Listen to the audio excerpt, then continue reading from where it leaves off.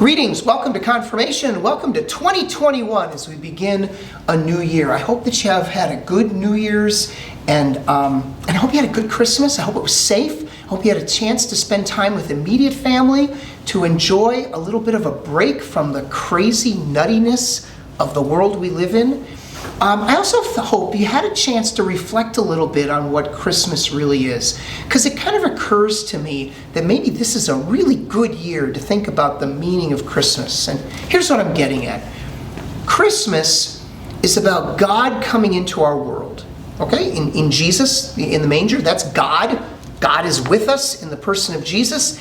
And it just kind of occurs to me that if I were God and I were up in the heavenly realm, I'd look down upon planet Earth these days and say, no way, I'm staying far, far away from that mess.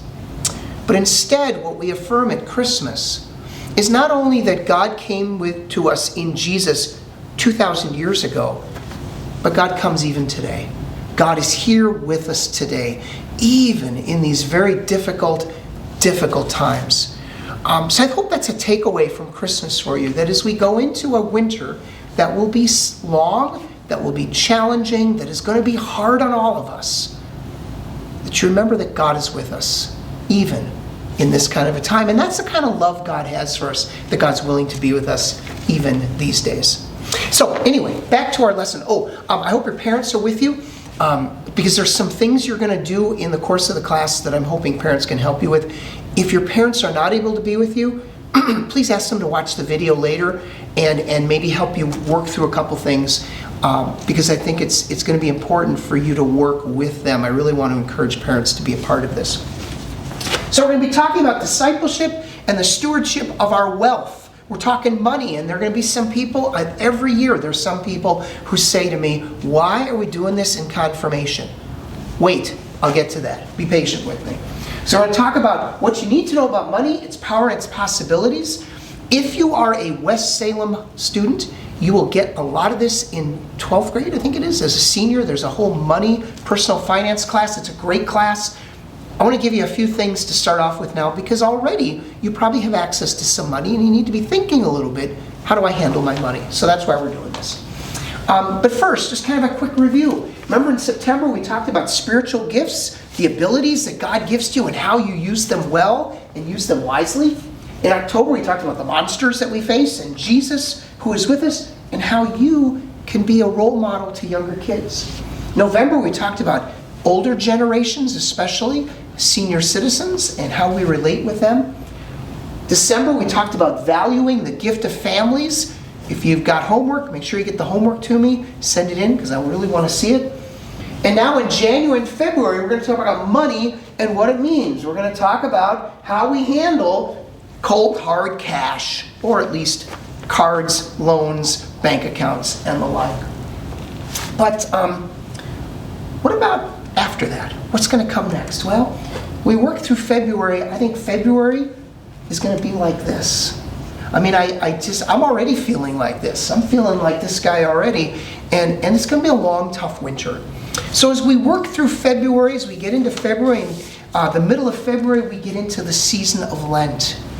And we remember why we had a Christmas.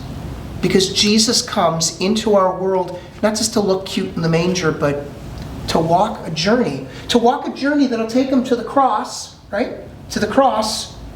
But then after the cross, we have the victory of resurrection in Easter. And I love this cartoon, building on Matthew 28:6. He is not here, for he is risen. This is an old cartoon character. At least when I was a kid, this is one of the popular cartoons. These cavemen, a bunch of cavemen and cavewomen, I should say.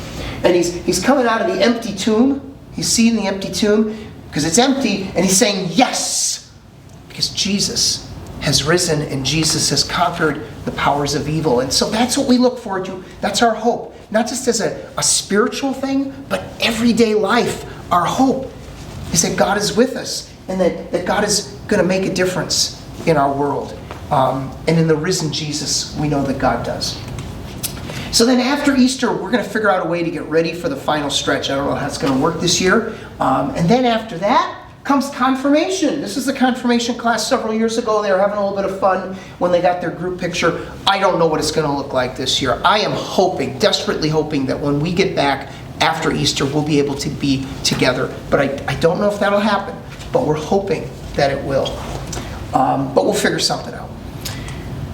But in the meantime, please stay on top of your worship notes. I know some of you are doing really well in that. Some of you need to do a little bit better. So please stay on top of your worship notes. Remember, you can use the videos, and you can go to the church website, oursaviorswestsalem.org, go to the Ministries tab, and then down the drop-down menu to Confirmation, and on that page at the very bottom is a fill-in form where you can fill in your worship notes. Hit the send button, comes right to me, comes right to my email. So that's a really good way to do it. Okay, so let's get back to what we're about here. Why are we going to talk about money? Okay, here's why we're going to talk about money. In the 1998 NFL draft, I know that was a few years ago, before your time, but in the 98 NFL draft, there were two quarterbacks taken. The first and the second pick of the draft. The very first pick and the second pick were both quarterbacks. And I remember how there was a lot of dispute, a lot of question among experts as to which quarterback was better. The concern was that the person who was ultimately taken number one was kind of coming out of a system that really worked for him, but would he be able to play in the NFL? And there were some reservations about that. The guy who picked number two was pretty much universally acknowledged to have the stronger arm, like a rocket arm, and the physical gifts. I mean, he was built to be a good quarterback. Well, the reality is one of those two made it, one of them did not.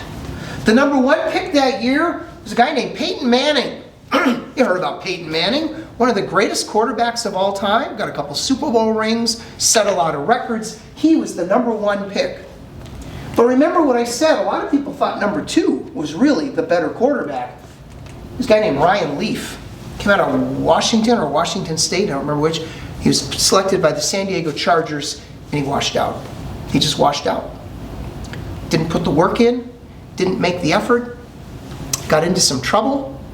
I think these days he's kind of cleaned up his act and he's coaching junior college football someplace, is the last I heard. Ryan Leaf was picked number two and didn't make it. And you know what we say about that? What we say about that is we say, this is a wasted talent. This is a wasted talent. He had all the talent and he wasted it. Sometimes wasted talent is bad enough like that. Sometimes it's tragic. I mean, I've also heard of people, you know entertainers, for example, who have this great gift of being able to entertain, but fritter it away. Maybe they waste their money and end up losing it all, or maybe they waste their health and end up really losing it all. The point is that Ryan Leaf was gifted by God with gifts that I'll never had, and he kind of wasted them away. That's the challenge that we face in life. One of the challenges is to use the things that God gives us and to use them wisely. That's what it means to be a good steward. And if this is wasting God's talent, so is wasting our money. That's why we're doing this stuff and talking about money. Now, I know what you're thinking. You're thinking, no, my money is stuff that I earned. It's not a gift from God. But the fact is, your money is a gift from God. And here's why. You have money because you or someone else was able to earn that money. And you earned the money using the gifts that God gave you. I mean, if you go out and get a job and you say, well, I worked hard at my job, but you used your intelligence, which God gave you. You used your personality, which God gave you. You used your strength, which God gave you. You were alive, you were breathing, your heart was pumping, and all of that is a gift of God. So yeah, you went out and you got a job and you worked at it, but you worked at it and you got the job and you earned the money using what God gave you. It really is a gift of God. And so if we think about people who've not used their gifts as wisely as they should have, the question is, what are you going to do? And what are you going to do with that wad of cash that you have, with the bank account, with the financial resources that you acquire using the gifts that God gave you? What are you going to do with it, and how are you going to use it? Okay? Now, one of the things you'll hear frequently from people is people will say, money is the root of all evil. And we're talking about money here, but all evil comes out of money. That's what people say. And then they'll even say that's in the Bible. And you know what? They're wrong. Money is the root of all evil is not in the Bible, and I would tell you right now, money is not the root of all evil. But, and I don't know if you can see this real well on the screen, what is the root of all evil is the love of money. It's not money. Money isn't the root of evil, but the love of money is. When I love money, when I crave money so much, then I start to do things that I shouldn't be doing. Okay? So it's the love of money that is the root of all evil. And what comes out of that, I found this slide, I thought this is a good one. Want to see how people really are? Wait till money is involved. I've seen that. I've seen families just tear themselves apart when grandma died because grandma left money behind and everybody's jumping in trying to get their money. Or you see, sometimes you hear these stories sometimes about an armored truck and a bag of money falls out and splits out on the highway and everybody's going there. It's like a giant feeding frenzy of like sharks just driving in, grabbing the money, grabbing whatever they can because they want the money. Because money really twists us and screws around with us pretty badly. So it really should be no surprise to us that Jesus talks a lot about money. Seriously, he does. Jesus talked about money more than he talked about heaven and hell combined. Jesus talked about money more than anything else except the kingdom of God. 11 of the 39 parables are connected to money in some fashion. 1 out of 7 verses in the Gospel of Luke talks in some way or is connected to money in some way. That's pretty extraordinary. Jesus talked a lot about money. But Jesus did not talk about getting money. He didn't talk about getting rich. He didn't talk about getting a good job. He didn't talk about making a good living. What he talked about was the love of money and the danger of money trapping us. Remember? The love of money is the root of all evil. So what Jesus did is, instead of talking about getting more money and being rich and wealthy, what he talked about was being a good steward. What he talked about was the money that God entrusts to us. How do we use it faithfully? How do we use it as faithful disciples? How do we engage in stewardship as a way of life? As a way of how I live my life. And what that means is I use my money wisely, okay? I make smart choices. I don't fritter it away, waste it away, easy come, easy go. I take care of it.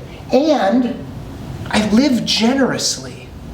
I live generously. We'll talk more about this next month, but think about it, Think about Scrooge. Remember, just got through Christmas. You think of the Charles Dickens novel, A Christmas Carol, or the movies you might have seen. And there's Scrooge, and Scrooge is not generous, but he's also incredibly unhappy. Living generously and being wise with what we have is what it means to be a good steward and a faithful disciple. Okay? So our discipleship with money, discipleship with money includes how we share our money and how we handle it. What do we do with it every day? If we waste our money away, we're kind of like the football athlete who wastes his talent, or the baseball or the musician. So how we handle our money becomes important. God's stewardship means using wisely God's gifts, including God's gift of wealth. Now you're also going to hear, I remember I said before, people say money is the root of all evil. Well, now here's something on the other side. People, our culture, our society, money is all that matters. Money is all that matters. And sometimes we kind of hear that. Even from people who mean well. Like someone will say, well, I really want you to get a good job. Well, what's a good job?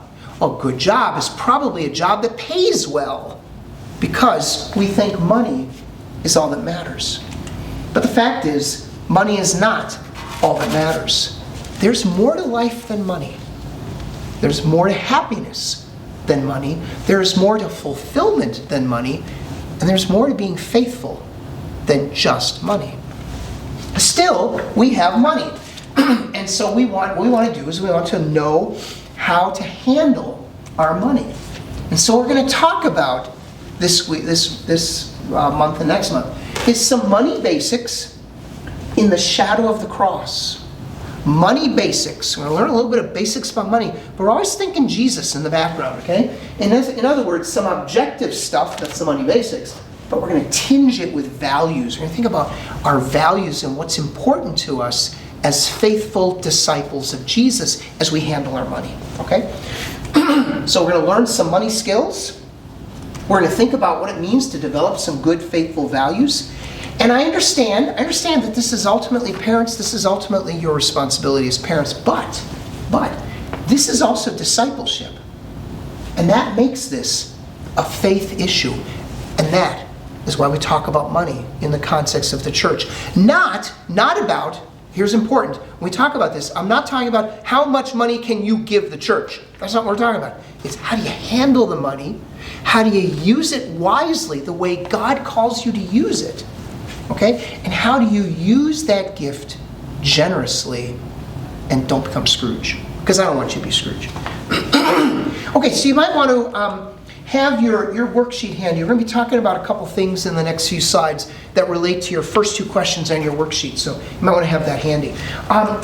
Full disclosure, I am a saver.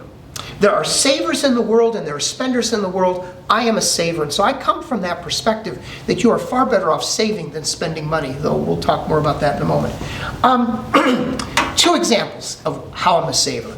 So when I was about 10 or 12 years old, which is a long time ago, I saved up $75 to go on vacation. We were going on a vacation trip. We actually came to Wisconsin, lived in New York, came to Wisconsin, Wausau area was where we would go, and I had $75. And I came home from that vacation absolutely pumped. I was so excited. I only spent $6. That's what made me excited. I could come back with $69. I'm a saver. Second, I remember before I met Pastor Gene, and this would happen several times. I would go, I was single by myself, and I would go to visit people in the hospital, and then I'd stop and pick up some groceries. And I'd walk around the store thinking, I really don't want to cook dinner tonight. I just don't want to cook dinner. I'm tired. I deserve a treat. Burger King is across the street, and I can get dinner for $4.25 and take it home and have a couple burgers and fries, and that's good. Or I can go get a frozen pizza for $2. And I would spend 20 minutes walking around the grocery store. Do I want to spend $4 or $2? $4 or $2? Because $2 is $2. That's how I'm wired. Drives Pastor Gene crazy sometimes. But part of my thinking, part of the reason I think that is I realize that what I save today, I can still spend tomorrow. But if I spend it today, it's gone. It's gone. So if I save it, I can still spend it. But if I spend it, it's gone. And especially if I spend it on something and then come across something else I really would prefer, but it's too late. I've already spent my money. But at the same time, it is also true that I will spend money for quality. I will buy something that I care about that is quality because I understand that quality is part of what gives something value. In other words, I want good value. I will spend the money, but it needs to be something of quality that's going to have high value. That too drives my wife crazy sometimes because I'll spend hours and hours, days, even weeks researching something before I buy it. She'll finally say, just buy the dumb thing and get it over with. But that's how I'm wired. Now, to be fair, I have also learned something over these years, but I still wrestle with this because I'm still a saver. Remember, I'm a saver. I understand. Now, I found this particular tile, and it's not quite where I want to go, but I'll explain. This tile says, things that make me stressed and unhappy. My job is sucking my life out of me. Remember what I said before? We think jobs have a lot to do with money, how much I'm going to make. And so sometimes people want more money, and so they'll just be so obsessed with their job that they'll lose their sense of life and fulfillment. Another way to do that is to say, I'm going to save and save and save and save and save and save and save and save and save and save and save and save and save until the day I die, and then who gets my money? Okay, so here's my point. I am learning that it's okay to spend some money now and then. I still want to be careful, but I'm learning that it's okay to spend the money, because if I keep saving and saving and saving and saving and saving and saving and saving, what's the point? Okay? So what I'm having to learn, and what you probably need to learn, is how do I find balance? How do I find a balance? So if you're a saver like me, maybe you need to, understand that sometimes it's okay to spend something carefully, appropriately, right? Wisely, okay? If you're a spender, maybe you need to learn to save a little bit. Maybe you need to learn that it's okay, in fact, it's important to not spend everything, not just spend everything you got, but begin to save, okay, for future. So my question, and this is on the worksheet, what about you? Are you a saver or a spender? If you are a saver, here's what I want you to do then. Question number 2. If you're a saver, just deep down inside, I don't want you to tell me why you should be a saver. I want you to come up with 3 reasons why it's okay to spend when you're a saver. And if you're a spender, I want you to come up with 3 reasons as to why you should save. Try thinking what the other side is thinking. That's what I want you to do, okay? All right. Just a quick quote that I really like. Too many people spend money they haven't earned to buy things they don't want to impress people they don't like. It's a great quote. Too many people spend money they haven't earned to buy things they don't even want to impress people they don't like. Okay, let's move on. So I want to talk about what is the point of money. What is money? What is money all about? Well, in a simpler culture, okay, in a simpler culture, people would barter. And when you barter, if I have a fish and you have some grain, and I want grain to bake bread, I'll trade you my fish for your grain. And that works, but it runs into problems. It doesn't always work well. I love this cartoon. There's a guy bellying up to the bar to get a drink, and he's holding a cow, and he's saying, sorry, I've got nothing smaller. I don't have a chicken. I only have a cow, cow's worth a lot more than a chicken. That's all I got, and I just want a small little drink. It just doesn't work well. It doesn't work well. And so we need something else. So run this example. Let's imagine I'm a salmon fisherman. I love salmon. I'm a salmon fisherman. I've got lots of salmon. I love salmon, but I'd really like some corn.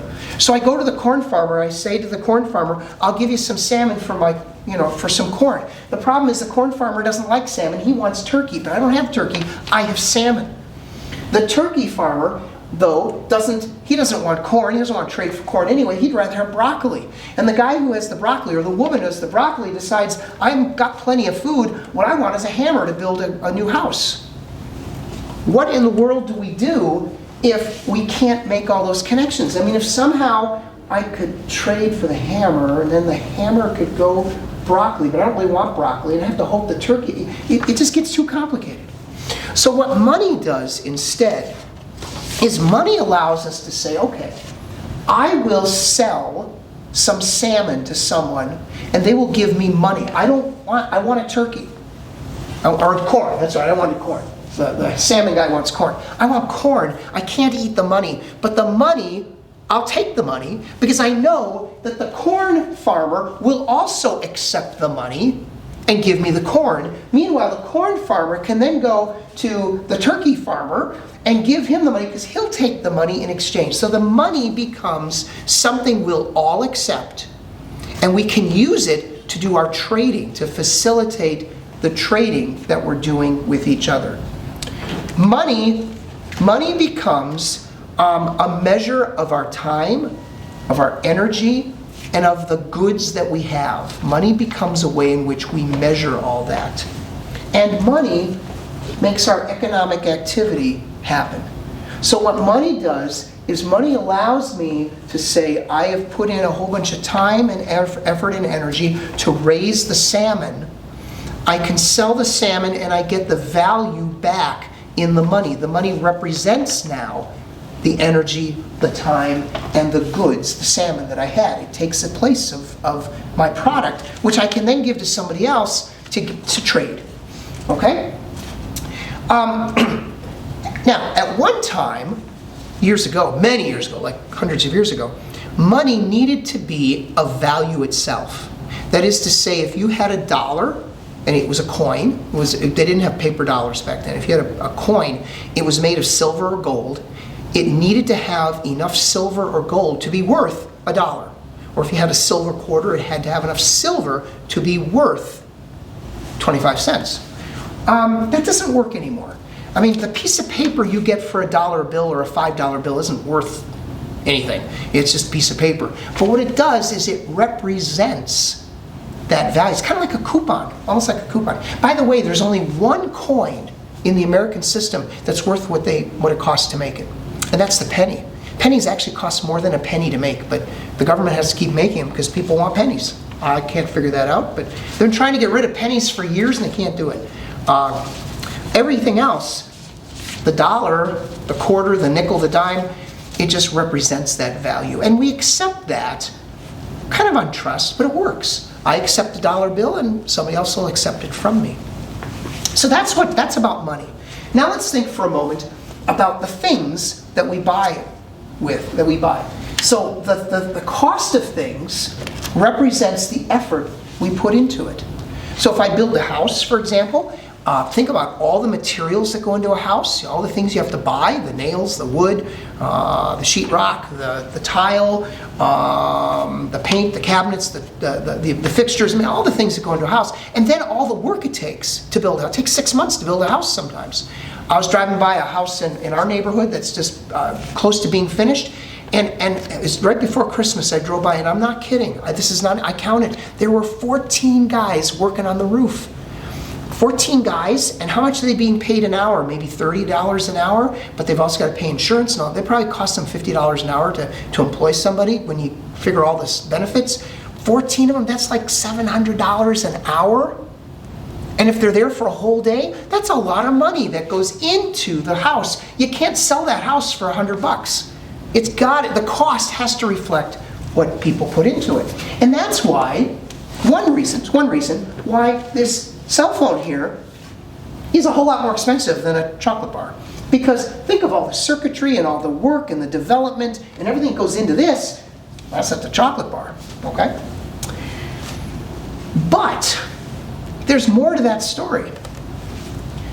This is also worth more because people want it. I mean, people want chocolate bars, but I really want the phone. I'm going to pay more for that phone than I will the chocolate bar because I really want that. That's also why when we look at something like this. Now, this is a piece of wooded property. Not sure where it is. This is also wooded property. You can see the woods. This is in Upper Michigan, by the way. It's a place that I've been to. This is actually my picture.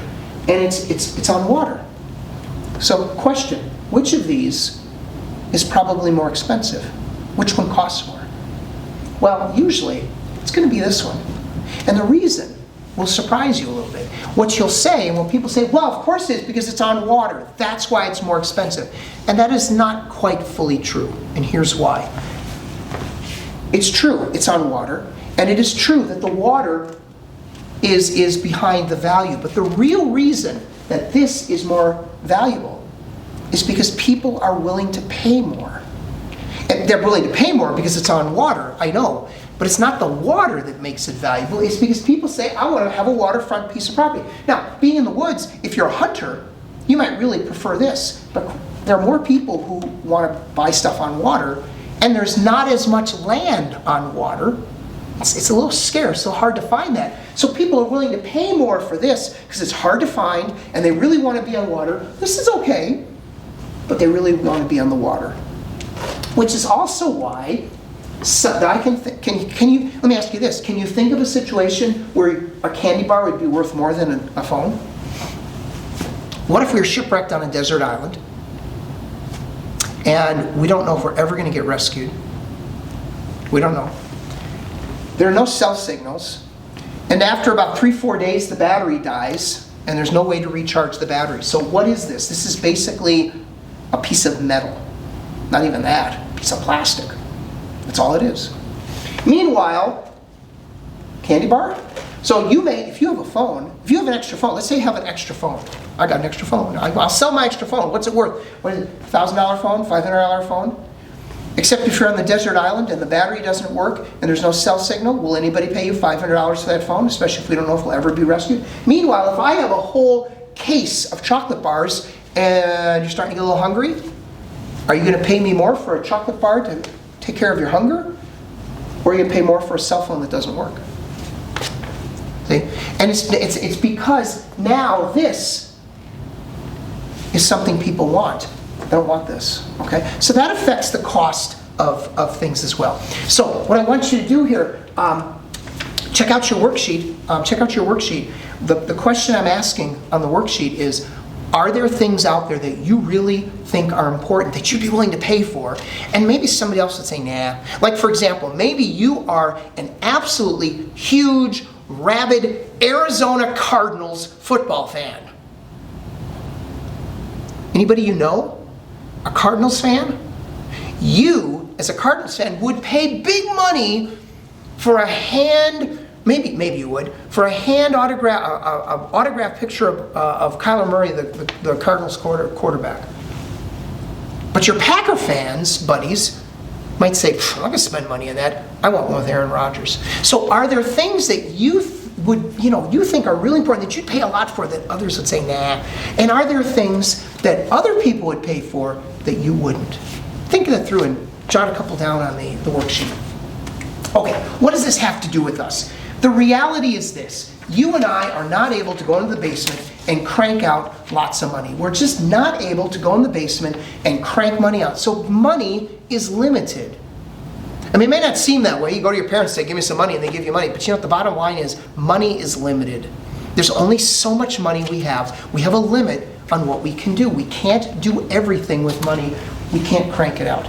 So, another worksheet concern, and this is one I'd really like you to work with your parents on for a few moments. What I want you to think about before we move ahead is, what are your goals?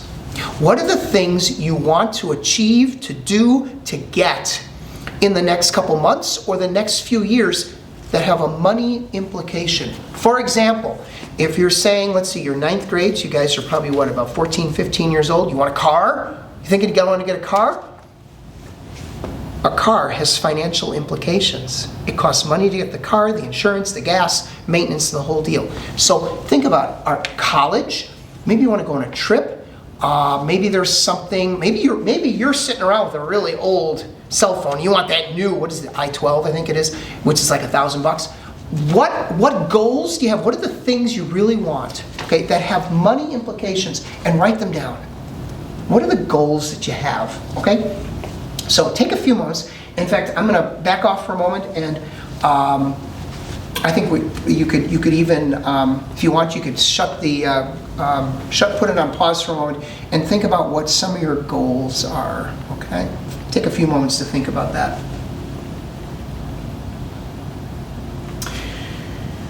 Okay, so now that you have some goals, what do you do now? Well, what you do is you create a budget. You sit down and you say, here's the money I have, here are the things I want to achieve, how am I going to achieve them and do so effectively? And so this particular budget certainly wouldn't be yours at your age now, but might be in a few years. A mortgage payment, right? You got a house, you got to pay a mortgage, property taxes, or it might be rent, insurance, home insurance, or if you're a renter, renter's insurance, very important thing, got to have renter's insurance, because if that apartment building you are renting burns down, the landlord's not going to replace anything. It's not in his insurance. Electric utility, natural gas, water, sewer, garbage, telephone. You make up a budget. You sit down and you say, here are the things that I need to spend. Now we're going to talk a lot about that next month. It's also part of your homework. But for the moment, I just want you to see the concept of a budget. Now the problem is, a lot of people say, oh, I don't want a budget, because a budget just doesn't let me spend the money the way I want to spend it. I beg to differ. It does. Here's why. What a budget does is it allows us to set our priorities. We'll talk about this next month a little bit, but a priority for me is having a place to sleep at night. My rent or my mortgage is a high priority. It's more important than a fancy cell phone. I gotta have a place to sleep. Okay, it's not as exciting, but it's important. So a budget is about our priorities. And I like this picture. You can see there's the guy, his bike is about to crash. His wheel is cracking off or breaking. He's about to crash, probably head first. And it says priorities. Spending the extra dollars for the Snell bandana instead of a helmet. Probably should have bought a helmet, don't you think? Priorities. We have priorities. What is your priority? And when you can meet your priority, when you can get what you really want, which is really important to you, that's when you get the most out of life. Okay? That's when you get the most out of your life. So if your goal, for example, is to save up enough money to go to a Packer game, buy some tickets someplace, and I don't know if you can go get them on the side market, but be able to go to a Packer game, and it's going to cost lots and lots of money. And meanwhile, you're going out to the movie every weekend and having fun with your friends, but you never get to go to a Packer game because you're spending all your money on movies. Even though going to a Packer game is really important, you have to decide what's the most important thing. And maybe it isn't going to a Packer game. Maybe it really is going out to a movie every weekend. But if the Packer game is really your priority, then you got to make a budget. You got to make some choices and maybe say, I'm not going to a movie because I got to go to that Packer game. See? So you're getting the most out of life and you're working to attain your goals. Now, some people say, what about spontaneity? Just do it when you feel like it. Yeah, that can be okay. But like I said, you might end up missing your goals. I mean, if you say, your friend calls you up every Friday and says, go to a movie. Yeah, let's go to a movie. I wasn't planning on it, but let's do it. That's fine. Just understand, you're never going to get to the Packer game. Okay? So that's the problem with spontaneity, is it busts your budget. And you have to decide what's more important, being spontaneous or getting what you think. So what we're going to do is, what you need to do is you need to figure out on how to set up a budget. Well, again, we'll talk more about that next month, and it's your homework. So you set up a budget, you say, okay, here's my budget, here's how much money I have, here's what I need to spend, and then you make sure that your goals fit your budget. Not the other way around. It's, do my goals fit my budget, okay? Now that might mean that I have to decide, are my goals really my priority? Is it really that important to go to a Packer game? Is that really what I want to do? Okay, that's. Second, do I have the resources to reach that goal?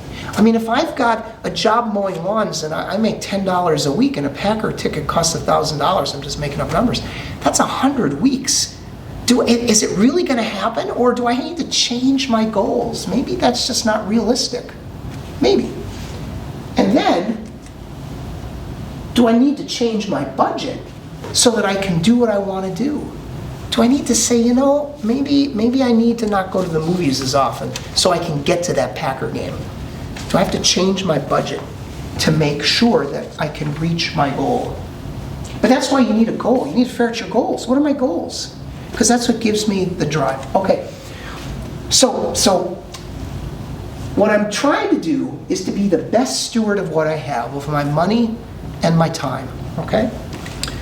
The budget helps me do that, and it sets me up for the future. But then, as we budget and look ahead, there's some other things that we're going to need to think about, and we'll talk about them next month. We need to think about saving. Okay, remember I said I'm a saver. Start saving now. Start saving now. Okay, get into that habit. Get into the habit, even if it's just a couple dollars. Get into the habit that I'm always saving a little bit for the future. And then we've got to find a good place to save and invest. We'll talk about that next week. Got to be really cautious about taking on debt. It's real easy to say, I'll just take out a loan to do that. I'll just take out a loan. I'll just go get a loan. Or even worse, I'll use my credit card. Swipe the card, I insert the card, get what you want, and I don't have to pay it off till sometime. That's why January is a real tough month for a lot of people, because they spend for Christmas, and then in January they got to pay the bills. Got to pay the bills eventually. We're also going to talk next month about debit cards, because debit cards are a little different than credit cards. They do something a little different. We'll talk about that. So we'll need to learn about that. And finally, and this is especially for parents, because kids, you really can't do this very well. What we need to do is think about checking your credit report. Now, if you've never done this before, please do this. The website is annualcreditreport.com. There are other places that advertise it, but they will charge you. This is the one that is free. It is the one that is authorized by the government. It is the one that the government has required the 3 credit reporting agencies to establish. So there are 3 companies out there, Equifax, Experian, and TransUnion, that collect credit data and then issue credit reports on individuals. So when you go to buy a car and you take out a car loan, or you go to Penny's and you open up a charge account, or you even if you go and you rent an apartment or buy a home and you set up an account with, say, Excel Energy, they're going to run a credit report on you. They're going to contact Experian, Equifax, and TransUnion and say, is this person a good credit risk? Is this person someone we can trust? They're going to run that report. And if you have a bad report, a lot of times you'll still get credit, but you'll pay for it. By the way, did you know that your auto insurance rates are based on your credit score? In part. Your credit score is part of what determines how much you pay for car insurance. So credit reports are pretty important. So what annualcreditreport.com lets you do, you go to that website and you're going to choose which company you want to do. You don't do them all 3 at once, you do one at a time. And you enter in some information that only you know. It'll ask you, like, in February of 2018, you opened a credit card account at one of these vendors, and then usually the last one is none of these. And you know, none of these, or was it one of those? It's stuff that you should know and that only you should know. And you go through a process, and once they verify that you are who you say you are, they give you your credit report. And you can look at the report to make sure there's nothing bad in there and to make sure there's nothing wrong. Because if someone stole your identity, let's say someone stole your identity and opened up an account at Penny's and then cleaned up a whole bunch of expensive jewelry and then stuck you with the bill. See, what would happen is they might have the bill come to their house so you don't even get the bill, but they don't pay it. And when Penny's decides to collect, they're going to come after you because it's linked to you. That's why you really want to check your credit report. Now, there are 2 ways to do this. The first way is to do all 3 of them at once. You're allowed to do that once a year. You can do all 3 of them, and then a year from now you come back and you check all 3 of them. Why all 3? Because sometimes there are little differences between the reports. The second thing that you can do, and this is the way I do it, is you can do one company and then wait 4 months, do the second company, wait 4 months, do the third company, and then wait another 4 months, which brings you back to a full year, do the first company again. That just allows you to spread it out over the year. You can do it either way, but make sure you do it. Make sure you check your credit report. And the other thing you want to check on, by the way, is a credit freeze.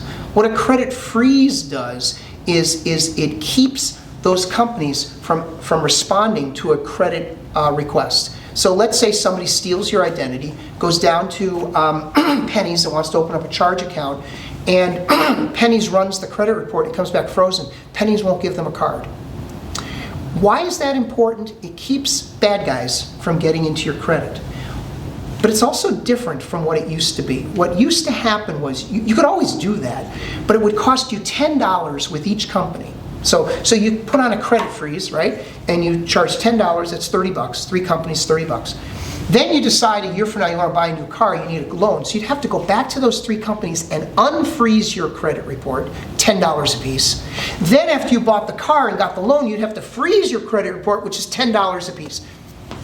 Because of the some of the issues that have been in the credit system over the last couple of years, the government put through a law.